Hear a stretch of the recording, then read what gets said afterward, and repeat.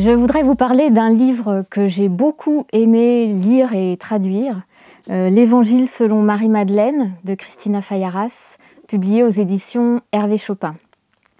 Alors Cristina Fallaras, c'est une autrice et journaliste espagnole qui est à l'origine du hashtag Cuéntalo, l'équivalent de MeToo en Espagne, auquel de nombreuses femmes ont eu recours pour témoigner de leur histoire, des violences qu'elles ont subies. Cuéntalo, ça signifie « raconte ». Ça veut dire, à partir de maintenant, nous les femmes, on raconte.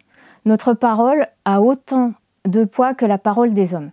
C'est exactement le propos de ce roman, l'Évangile selon Marie-Madeleine.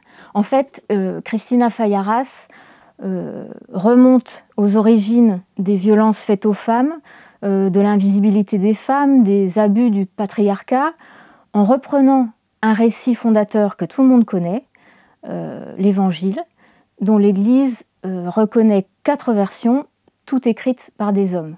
Et donc, Marie-Madeleine fait exactement la même chose, elle prend la parole et elle dit « J'étais là pendant le ministère de Jésus, voilà ma version des faits ».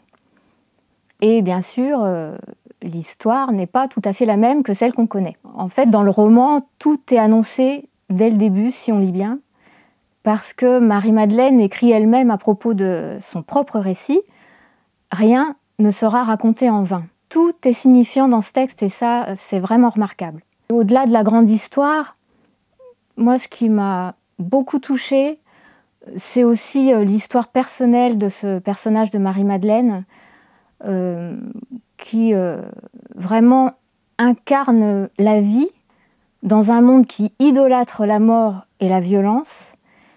Et tout le cheminement de cette femme, c'est de parvenir, malgré cette violence omniprésente, à se faire entendre.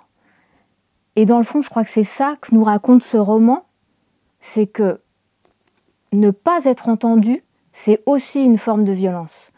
Et vraiment, j'aimerais beaucoup que vous lisiez et entendiez ce message.